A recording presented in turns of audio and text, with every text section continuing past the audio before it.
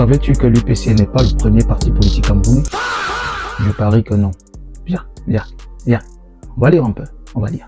Seule la lecture nous affranchira. Aujourd'hui, nous allons plonger dans l'ouvrage de M. Eno Mouyoumous, Histoire du Cameroun, 1940-1952. Évidemment, seule la lecture nous affranchira. Ce premier parti politique qui a précédé l'UPC, du moins, on va dire officiellement, s'appelait le MDC, le Mouvement démocratique du Cameroun, conduit par un certain Moumé Etia. Ce parti politique ne fera pas long feu parce qu'il naîtra en 1945. Il va laisser sa place à quelque chose d'un peu plus sérieux, ce qu'on appelait le RACAM, qui verra le jour en 1947, le 6 mai, très exactement. Et vous savez quoi? Ce RACAM s'appelait Rassemblement Camerounais, Charte des populations autochtones, évidemment du Cameroun. Mais il y a un fait notoire ici, c'est que les Bamileke feront encore tomber ce mouvement qui a précédé l'UPC. On nous a dit que ce sont les Bamileke qui voulaient sauver le Cameroun, non. Mais c'est M. Paul Monté, accompagné de plus de 200 Bamileke, qui feront tomber le mouvement du RACAM, qui était chargé justement de préserver les droits des autochtones face aux colons. C'est encore nos chers Bamileke. Nous continuons, nous allons lire. Lisons donc la page 195 de cet ouvrage. C'est pas Général Bangando qui l'a rédigé, je ne fais que lire, ne venez pas m'insulter en commentaire. On dit ceci.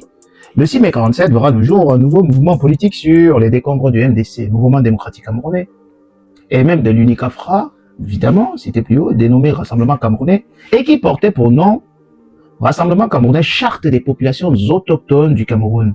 Il est stipulé d'ailleurs, dans son préambule du moins, des statuts du RACAM que, devant la diversité des tribus qui peuplent le territoire du Cameroun et l'absence d'une présentation officielle locale purement autochtone, la nécessité a été reconnue de créer un organisme politique seul qualifié pour représenter directement ou indirectement par l'intermédiaire des délégués au Parlement français et aux assemblées locales le peuple camerounais un et indivisible, le peuple camerounais, le RACAM.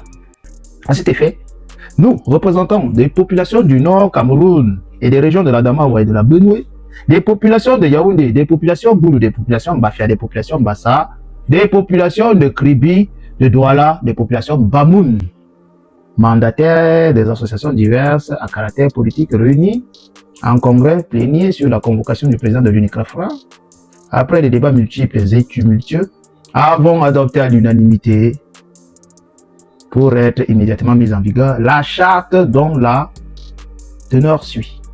Disons donc. L'article 1er du RACAM. Il est constitué au Cameroun un organisme représentatif groupant toutes les populations autochtones sous la dénomination de Rassemblement Camerounais, en abréviation le RACAM. Article 3, le but justement. Le RACAM a pour but, c'est là où c'est intéressant, écoutons attentivement. Article 1er, si vous voulez l'alinéa 1er de l'article 3. Le RACAM a pour but d'affirmer la volonté de participer à l'œuvre de l'émancipation du Cameroun dans le cadre des lois internationales. Alinéa 2. D'être l'unique trait d'union entre le territoire et ses représentations aux assemblées métropolitaines et locales. Et alinéa 3.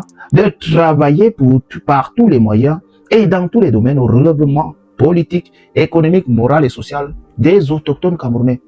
Ça vous a peut-être échappé tout à l'heure quand je disais qu'il n'y avait pas les populations bamileke. Voilà donc où nos chers Bamileke entrent en jeu comme d'habitude, évidemment. On dit ceci.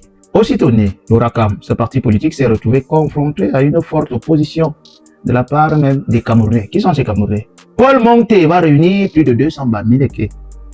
Et ces Bamileke, accompagnés de M. Paul Monté, vont décider de rédiger des lettres de refus d'adhésion au RACAM et même vont dénoncer ce mouvement politique auprès de la France.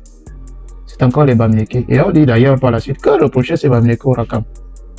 Parce que c'est simplement les Bamileke n'étaient pas au centre ici de l'attention. Parce que lorsque nous regardons un peu le bureau, ce qui constituait le RACAM, on voit que le président c'était M. King Jong, Daniel Moussouké qui était le secrétaire, les trésoriers Kwala et Saka, les membres et tout des Joseph, Mouniobe Ruben, Fagem Pierre, etc. Les Bamileke ne sont pas au centre ici des décisions. C'est pour cela que les Bamileke vont trahir ce mouvement auprès de la France. Et en conclusion ici, on dit, moi je fais que lire, à la suite de cette fronde, l'administration coloniale française va donc se retrouver avec des coups de franche pour paralyser le Rassemblement Camerounais, la charte des autochtones. Parce que tout simplement les Bamileke n'étaient pas au centre. Quelle sera donc la motivation des Bamileke accompagnés par un certain Paul Monté? Parce que tout simplement les Bamileke ne sont pas au centre du jeu politique en ce qui concerne le RACAM, c'est-à-dire l'ancêtre de l'UPC. Vous voyez ce que je veux dire? D'ailleurs, M. Paul Monté sera celui-là qui sera récompensé de la Chambre de commerce dans les années 60, plus précisément en 1961. Il va hériter de la chambre de commerce. Est-ce par compétence ou bien par récompense? Suivez mon regard. Ces Bamileke là ont vraiment sauvé le Cameroun? Dites-moi en commentaire. Merci.